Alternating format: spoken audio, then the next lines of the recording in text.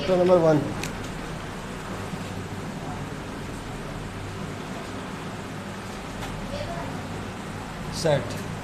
Set की definition हमने बयान कर दी थी, याद है ना आपको? सेट की डेफिनेशन क्या थी?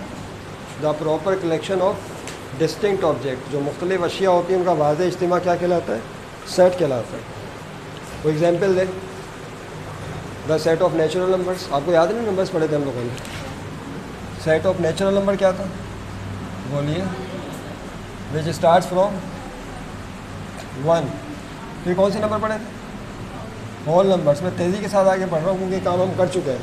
आपने यकीनन लिख लिया होगा whole numbers start from 0। Then even number पढ़े? नहीं, exactly divisible by 2। Odd numbers 1, 3, 5, 7 and so. ये हम पढ़ चुके हैं, इसमें दोबारा मैं गुफ्तगू आपसे नहीं करना चाह रहा, लेकिन हल्का सा रिवाइज हो जाए कि ये नंबर्स हमने पढ़े थे, इनके ये नाम थे। ऑड नंबर्स के बाद प्राइम नंबर्स पढ़े थे, आपने याद है आपको? प्राइम नंबर्स जो कि 1 से और अपने आप से डिवाइड हो सकते हैं सिर्फ, उनका कोई और डिवीज़न नहीं था। वो कौन कौन से नंबर थे? 2, 3, 5, 7, 9 एंड सो। इनके अलावा जो नंबर होते हैं वो क्या कहलाते हैं? कंपोजिट नंबर्स कहलाते हैं। इनके अलावा वो कौन कौन से नंबर थे, याद करें? 4, 6, 7 था नहीं, 8, 9 भी कंपोजिट नंबर है। 1, 9 और 3 के टेबल में आता है। ये कंपोजिट नंबर्स भी हमने पढ़ लिए थे। फिर हमने रेशनल नंबर्स पढ़े थे, याद है आपको? रेशनल नंबर्स क्यों से शो करते हैं उनको? किससे? रेशनल नंबर किन्हें कहा जाता है? हर वो नंबर जो कि अपॉन की फॉर्म में लिखा जा सके। ये मेरा ख्याल हमने नहीं पढ़ा था अभी, या पढ़ लिया था ये भी नहीं। तो जिन्होंने जहाँ तक काम किया उसके बाद फिर रेशनल नंबर क्यों लिख लें और उसके बारे में बताएं। हर वो नंबर जिसको अपॉन की फॉर्म में लिखा जा सकता हो, that is called rational number. बताइए 2/3 क्या ये रेशनल नंबर है? 2/3 अपॉन की फॉर्म में लिखा हुआ है। क्या 8 ये रेशनल नंबर है? अपॉन की फॉर्म में लिखा हुआ है, रेशनल है। क्या ये रेशनल है 8? बताइए। ये अपॉन की फॉर्म में नहीं, हज़रत के नीचे 1 होता है, लिखते नहीं है। क्या हो गया? 8/1। इसका मतलब है कि जो नंबर अपॉन में ना लिखा हो वो भी क्या है? बजाय रेशनल नंबर है। या इसको एक मिसाल और है, अगर ये फर्ज कर ले 8 लिखा हुआ है, क्या वैसे इस तरह लिख सकता हूँ 16/2? 16 को 2 से डिवाइड करें, 2 1 2, 2 8 16, 8 आ गया, रेशनल नंबर। नहीं समझे बात को? क्या ये 4 रेशनल नंबर है? यस। 8 डिवाइडेड बाय 2, 8 को 2 से डिवाइड करें 4 आ जाएगा, अपॉन की फॉर्म में आ गया, रेशनल नंबर है। Is that clear? क्या ये रेशनल नंबर है 0.5? बताइए। ये भी रेशनल नंबर है। यहाँ पे अपॉन डाल के नीचे 1 लगाएं, पॉइंट काट के आते ना, राइट हैंड साइड पे एक डिजिट है तो एक 0 लगा दें, तो क्या हो जाएगा? 5/10। और पॉइंट चूँकि कट चुका है तो उससे पहले 0 की कोई हैसियत नहीं होती, तो 5 1 5, 5 2 10। क्या जवाब आया? 1/। तो अब देखने में 0.5 था, लेकिन सॉल्व करने पर क्या आया? 1/2। तो इसका मतलब है 0.5 भी रेशनल नंबर है। तो हर वो नंबर जो कि अपॉन की फॉर्म में लिखा जा सके, डेट इज़ कॉल्ड। अच्छा, अब इसको लिखेंगे कैसे? ये बात है मेरा। इसको सेट बिल्डर फॉर्म में लिखा जाता है इस तरह से। Rational number consist of all x. X से मुराद ये सारे नंबर जो हमने लिखे हैं ना, ये सारे एक्स हैं। एक्स सच डेट, इस लाइन का मतलब होता है जबकि x is equal to P/Q। ये इतना मुश्किल नहीं है इसको समझना, लेकिन लिखने का एक अंदाज है। एक्स किसके बराबर है? P/Q। ये P हो गया, ये Q हो गया, ये P हो गया, ये Q हो गया। ऊपर वाले नंबर को P मान लें, नीचे वाले नंबर को Q मान लें। तो आपने देखा कि तमाम एक्स पर मुश्तमिल है, जबकि एक्स को आप अपॉन की फॉर्म में लिख सकते हैं P/Q। लेकिन एक शर्त याद रखिएगा, जो Q है वो 0 नहीं होना चाहिए। जो Q नंबर है वो क्या नहीं होना चाहिए? बोले Q नॉट इक्वल टू 0, क्योंकि जिस नंबर को हम 0 से डिवाइड करते हैं तो वो इनफाइनाइट बन जाता है। उसका जवाब क्या आता है? इनफाइनाइट। लिहाजा वो फिर रेशनल नंबर नहीं रहता। तो इसकी एक शर्त है कि यहाँ पे अपॉन में जो Q की वैल्यू वो 0 नहीं होनी चाहिए। नहीं, इसकी मिसाल ऐसे है, जिस तरह लिखा हुआ है 7/0। 7 को 0 से डिवाइड करके आप कैलकुलेटर पे देख लें, आपका कैलकुलेटर फ़ौरन मैथ एरर शो कर देगा। इसका मतलब है कि इसका कोई जवाब नहीं होता। तो 7/0 की कोई हैसियत नहीं है। अब 7 मैंगो है, 0 अफराद में डिवाइड कर लें। अब इसको इस पहलू से देख लें, 7 मैंगो है या 7 किलो चावल है या 7 किलोग्राम आटा राशन है, उसको 0 अफराद में डिवाइड करने हैं, सबको कितना मिलेगा? 0 अफराद में डिवाइड करना है, लोग ही नहीं है राशन लेने वाले, तो ये कोई नंबर बना? 7 डिवाइडेड बाई 0 कुछ भी नहीं बना। तो किसी भी नंबर को 0 से डिवाइड करेंगे तो इसका मैथ में कोई कॉन्सेप्ट नहीं, इसको एरर शो किया गया है, ये अनडिफाइंड फॉर्म कहलाती है, अनडिफाइंड फॉर्म भी कहते हैं। तो याद रहे कि हर वो नंबर जिसको अपॉन की फॉर्म में लिखा जा सके वो रेशनल नंबर है, लेकिन जो अपॉन वाला नंबर है क्यों वो 0 ना हो, इस बात को ध्यान में रखिएगा। ये लिख लें ये सब क्यों, दिस इज़ रेशनल नंबर, इसके बारे में बता भी है क्यों कौन है यहाँ पे, रेशनल है।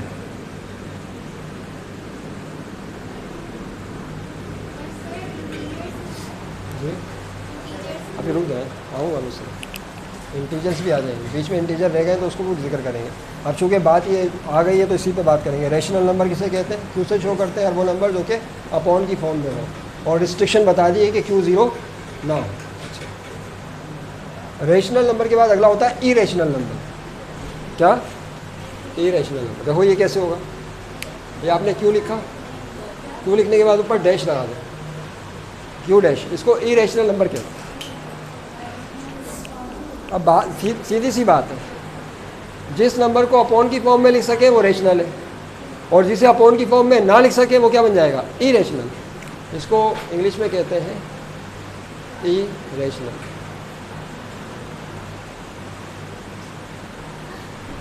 अच्छा इसको कैसे लिखेंगे देख कि इरेशनल नंबर तमाम एक्स पर मुश्तमिल है, such that x not equal to p upon q. इसका मतलब है कि एक्स को पी अपॉन क्यू के बराबर नहीं लिया जा सकता, बस ख़त्म बात। यानी जो इरेशनल नंबर है सारे एक्स नंबर है, लेकिन एक्स जो है वो पी अपॉन क्यू नहीं है, ये याद रखें, ख़त्म। इसको लिखने के और भी तरीके हैं, उस अंदाज से आप इसे लिख सकते। अब इसकी मिसाल देखें, आपने देखा होगा कैलकुलेटर में बाज़ औक़ात इस तरह से आता है लिखा हुआ 5.01230089876, ये चलता ही रहता है। कैलकुलेटर में ऐसे भी नंबर आते हैं जो पॉइंट के बाद स्टॉप, उन पे स्टॉप नहीं लगता, वो चलते ही रहते हैं। अगर आपके पास कैलकुलेटर 10 डिजिट वाला हो तो 10 डिजिट तक आएंगे, अगर कैलकुलेटर 20 डिजिट वाला हो तो 20 तक आएंगे, यानी उनमें स्टॉप नहीं लगता। अब चूँकि नंबर रुक नहीं रहा, मुसलसल चलते जा रहे हैं नंबर, तो इसका मतलब ये हुआ कि उसको फिर अपॉन की फॉर्म में नहीं लिखा जा सकता। तो ऐसे नंबर सारे क्या बन जाते हैं? इरेशनल नंबर बन जाते हैं। आपके पास कैलकुलेटर अगर है किसके पास? 22 को 7 से डिवाइड करें,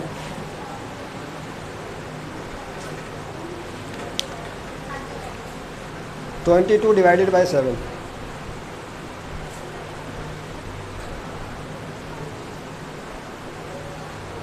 क्या जवाब आएगा? 3.142, और चलता चला जाएगा नंबर, चलता रहेगा, स्टॉप नहीं लग रहा उस पर। अच्छा आपने देखा, अब आप 1 को 2 से डिवाइड करें, क्या आएगा? 0.5 आ जाएगा।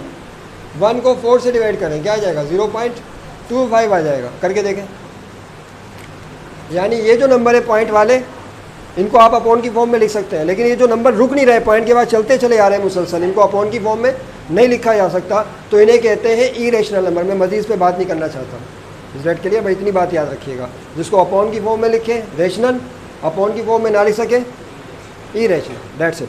ओके, उसके बाद है इंटीजर्स। क्या? इंटीजर्स।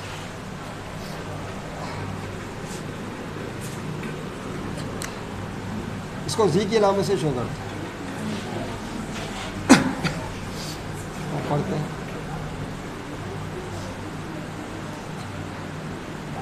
इंटीजर्स पर देखिए, रोज़मर्रा ज़िंदगी में देखा गया है कि बाज़ नंबर पॉइंट में नहीं होते। अगर आप अंडे ख़रीदने के लिए जाएं, एग्स ख़रीदने के लिए जाएं, तो कभी ऐसा होता है कि आप बोलें कि 2.5 अंडे दे दें, 3.5x दे दें या 1.5x दे दें, ऐसा होता है? नहीं। कुछ चीज़ें मार्केट में आपको होल की सूरत में मिलती हैं, यानी आपको 1 लेनी होती है या 2 लेनी होती है, 3 लेनी होती है। तो ऐसे नंबर जो कि होल नंबर हो, 1 0 1 2 3 4 5, इन्हें क्या कहा गया है? इंटीजर्स कहा गया है। इंटीग्रल वैल्यूज़ कहलाती हैं, इंटीग्रल नंबर्स कहलाते हैं। तो इनको लिखने का तरीका ये है, क्या? 0 1 2 3, इनमें पॉइंट में कोई भी नंबर नहीं होगा। ये पॉजिटिव इंटीजर्स हैं। कौन से? अच्छा, इसमें निगेटिव भी होते हैं।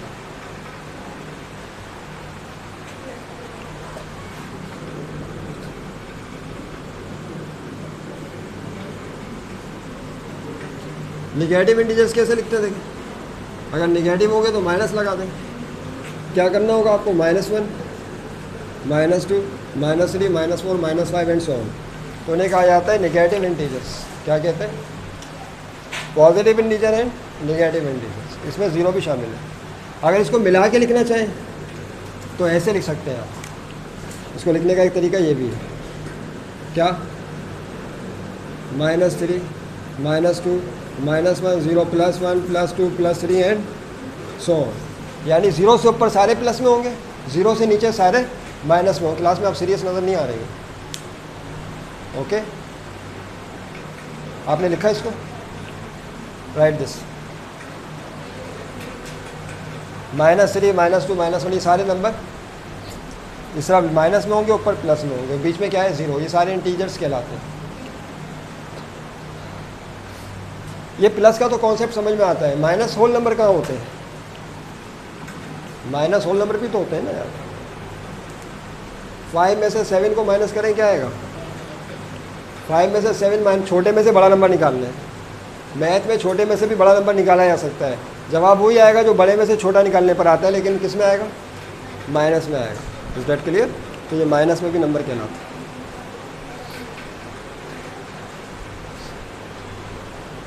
तो ये इंटीजर्स पॉजिटिव भी हैं और नेगेटिव है। आखिर में रियल नंबर्स, दुनिया का हर नंबर, चाहे वो रेशनल हो, चाहे वो इरेशनल हो, इवन हो, ऑड हो, पॉजिटिव हो, नेगेटिव हो, पॉइंट में हो, जिस हालत में भी हो, अंडर रूट के अंदर हो, अंडर रूट के बगैर हो, दुनिया का हर number that is called real number. क्या कहते हैं उसे, रियल नंबर कहते हैं। आखिर में आखिरी है ये रियल नंबर्स।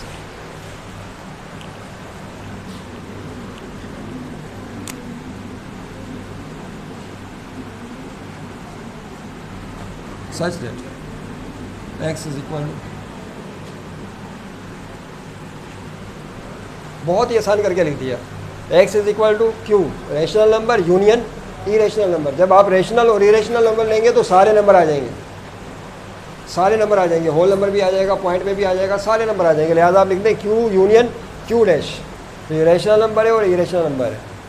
तो अब इसमें इवन भी आ गया, इसमें ऑड भी आ गया, इसमें प्राइम भी आ गया, इसमें कंपोजिट भी आ गया, सारे नंबर आ गए। तो इसको शॉर्ट तरीके से लिखने का ये तरीका है कि रियल नंबर तमाम एक्स नंबर पर मुश्तमिल है, जबकि एक्स रेशनल नंबर और इरेशनल नंबर का यूनियन है। यूनियन में आप क्या करते हैं, सबको जमा कर लेते हैं, सबको ऐड कर लेते हैं, इस डेट के लिए सब शामिल कर लेते हैं लिखने से। अब हेडिंग डालें टाइप्स ऑफ सेट।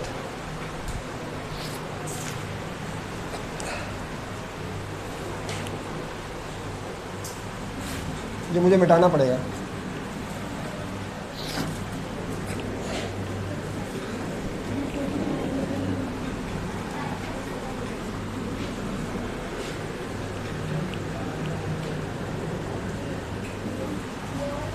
लिखिए, हेडिंग डालें टाइप्स ऑफ सेट।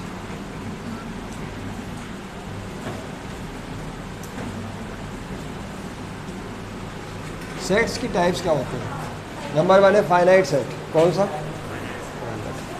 ये हम पहले भी पढ़ चुके हैं क्लास में, लेकिन दोबारा।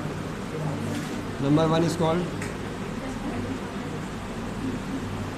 Finite set. किसी को याद है फाइनाइट सेट किसे कहा जाता है? आयशा आप बताइए, व्हाट इज़ फाइनाइट सेट। ये हमने पढ़ा है, मैंने आपको पढ़ा, इसी क्लास में पढ़ाया। आप बताइए, what is finite set. A set having countable elements, ऐसा सेट जिसके एलिमेंट्स क्या हो, countable. Sit down please.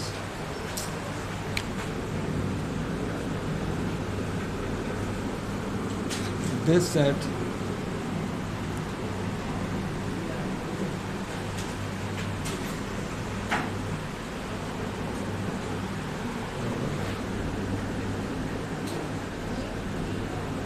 Countable elements या मेंबर।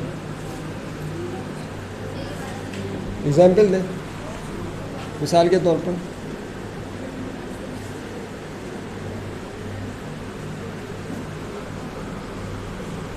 ये कौन सा सेट है, रेशनल नंबर का सेट है, 1 से लेकर 100 तक। ये काउंटेबल एलिमेंट्स हैं। क्या है, काउंटेबल। तो ये finite set, set of days, set of name of days in class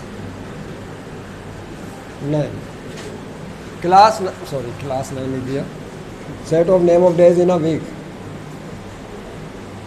एक हफ्ते में दिनों के नामों का सेट। तो 7 डेज होते हैं, काउंटेबल है, मंडे, ट्यूसडे, वेडनेसडे, इस तरह से, है ना। तो ये फाइनाइट सेट कहलाएंगे क्योंकि ये काउंटेबल। अब इनफाइनाइट सेट किन्हें कहा जाता है? Number 2, infinite. अब इसकी तारीफ जाहिर सी बात ये बन जाएगी, a set having uncountable elements, इसमें अनकाउंटेबल एलिमेंट हो, गिन नहीं सकते आप। दिस सेट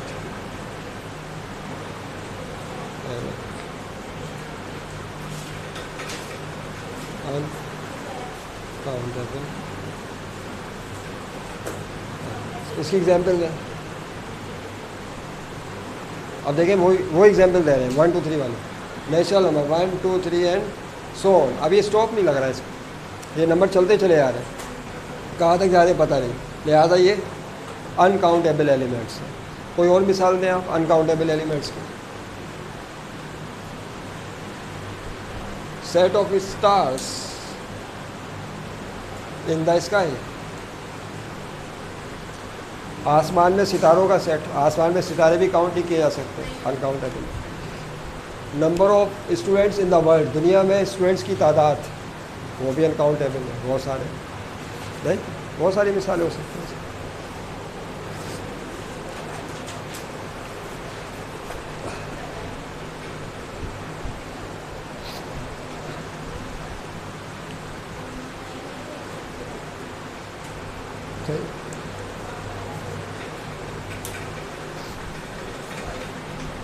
नल सेट, अगला है नल सेट और एम्प्टी सेट। नेक्स्ट टाइप लिखिए 1 2 3।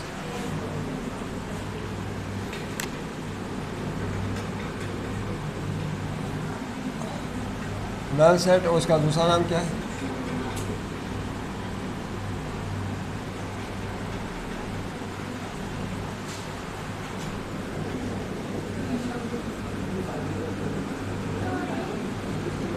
This set having no elements, इसमें कोई एलिमेंट नहीं होता, यानी बिल्कुल खाली होता है सेट। तो उसको क्या लिखेंगे? और इसको ये देखिए आप, 2 कर्ली ब्रैकेट के बीच में कुछ भी नहीं लिखा, it is a null set, empty set. और इसको इस लैटिन वर्ड से शो करते हैं, ग्रीक। दायरा बना के बीच में लाइन डाल दें, 5, तो 5 इज इक्वल टू, ठीक है।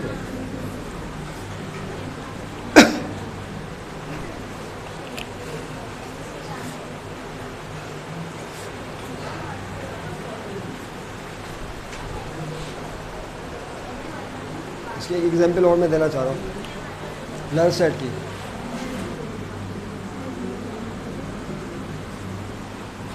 x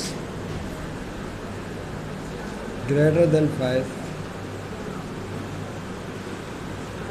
देखिए ये एक बड़ी दिलचस्प एग्जाम्पल है ये नल सेट की। क्या इसको सेट बिल्डर फॉर्म में लिखा है कि set consist of all x such that x, ये अलामत पता है आपको क्या थी? Greater than. इस अलामत का मतलब क्या है? तो x greater than 5 and x less than 2, यानी उन नंबर्स का सेट जो कि 5 से बड़े हो और 2 से, तो कोई ऐसा नंबर है जो 5 से बड़ा हो और 2 से छोटा हो, एट अ टाइम 5 से बड़ा भी होना चाहिए और 2 से छोटा। अब 5 से बड़ा 6 है लेकिन 2 से छोटा 6 नहीं है, 5 से बड़ा 7 है लेकिन 2 से छोटा 7 नहीं है। इसका मतलब क्या हुआ कि ये एक नल सेट है, यानी इस तरह का कोई नंबर एग्जिस्ट नहीं करता जो 5 से बड़ा भी हो उसी वक्त 2 से छोटा भी हो। नहीं समझे बात को? तो ये भी एक नल सेट है, इसको आप 5 से छोड़ लिख लें।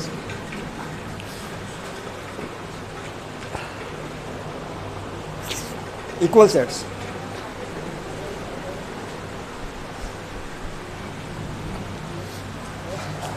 बता दूँ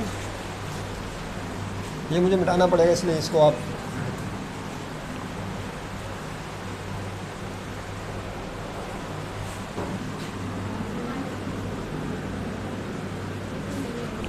number 4,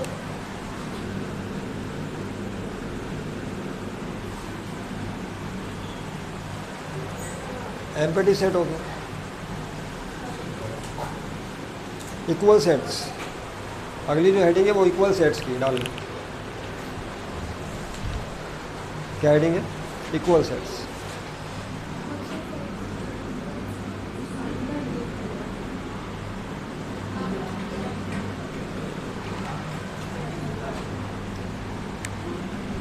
two sets having same elements.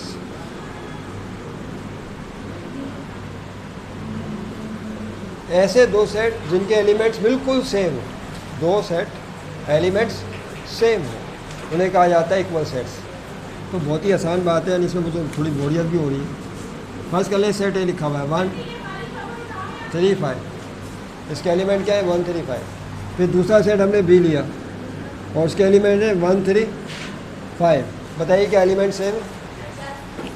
1 3 5, इसमें भी एलिमेंट सेम है। तो ऐसे दो सेट जिनके एलिमेंट सेम हो 1 1 3 3 5 5, तो उन्हें क्या कहा जाएगा? Equal sets. तो इसका मतलब है कि यहाँ पे ए इक्वल है बी के। इसको लिखने का तरीका ये होगा, ए इज इक्वल टू, पढ़ेंगे कैसे? Set A is equal to set B. Set A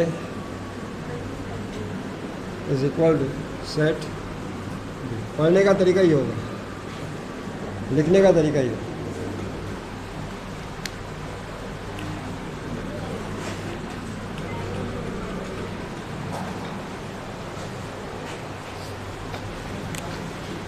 number 5, equivalent set. क्या?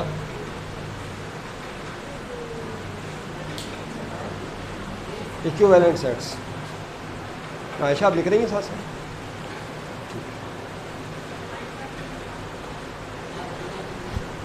इसकी डेफिनेशन लिखे, two sets having same number of elements.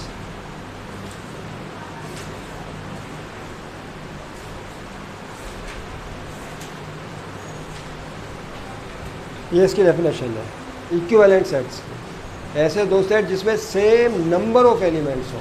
मिसाल के तौर पर और करें आप, एग्जाम्पल इसकी है ए बी सी, 3 एलिमेंट और सेट बी के एलिमेंट 1 3 5। गौर करें जरा आप इस पर, क्या एलिमेंट सेम है? एलिमेंट तो सेम नहीं है। क्या एलिमेंट्स की तादाद सेम है?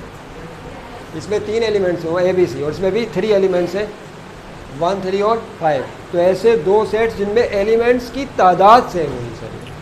चाहे एलिमेंट सेम हो या नहीं हो, उससे हमें गर्ज नहीं है, तादाद सेम हो तो नहीं कहते हैं इक्विवेलेंट सेट। तो इसको इस तरह लिखेंगे, सेट ए लिख के आपने ये डालना है।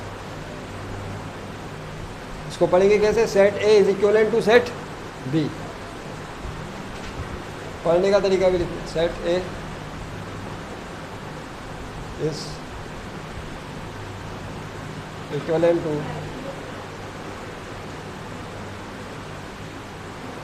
बी।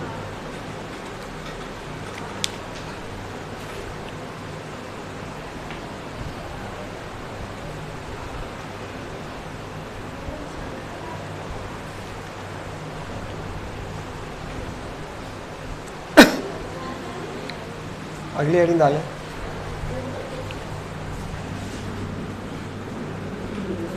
कितने हो गए? 5 हो गए। टाइप ऑफ सेट्स में नंबर 5, नंबर 6 सबसेट्स।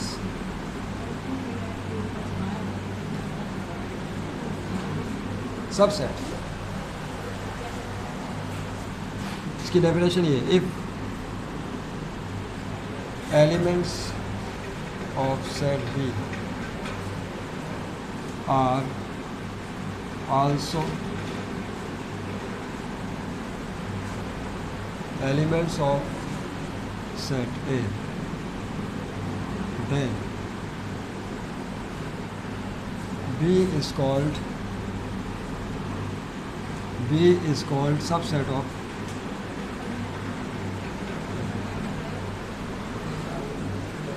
अब इतनी इंग्लिश तो आती है सबको, सेल फोन ने ये तो आसानी कर दी है कि इंग्लिश थोड़ी अच्छी कर दी है सबकी। यहाँ पे भी दो सेट्स का जिक्र है, ए और बी का। If elements of set B are also elements of set A, अगर बी के एलिमेंट सेट ए में भी मौजूद हो, अगर बी सेट के एलिमेंट सेट ए में भी मौजूद हो तो B is called subset of A. तो बी क्या कहलाएगा? सबसेट कहलाएगा एक। आप इसको मिसाल से समझते कैसे? मिसाल के तौर पर एग्जाम्पल के बाद ये आपके पास एक सेट ए है, इसके एलिमेंट है 1, 2, 3, 4, 5 और बी है, इसके एलिमेंट है 1, 4, 5। अब और करें ज़रा इसको मिसाल पे, दो सेट्स हैं, ए के एलिमेंट है 1 से लेकर 5 तक, बी के एलिमेंट है 1, 4, 5। मेरा आपसे सिर्फ एक ही सवाल है, क्या सेट बी के एलिमेंट ए में मौजूद है? तो सेट बी के 3 एलिमेंट हैं 1, 4, 5 और तीनों 1, 4 और 5 ए में मौजूद है, लिहाजा सेट बी इज कॉल्ड सब सेट ऑफ ए। समझ गए बात को? तो यहाँ पे इसको इस तरह लिखते हैं, बी लिखने के बाद ये लेटा हुआ यू बनाना है आपने इस टाइप का, और यहाँ पे लिखना है। इसका मतलब ये है कि बी इज सबसेट ऑफ ए। बाजू का नीचे लाइन भी डाल देते हैं यहाँ पे, और पढ़ने का तरीका ये होगा, बी इज सबसेट ऑफ ए, ये पढ़ने का तरीका। ओके, साथ साथ लिखते हैं।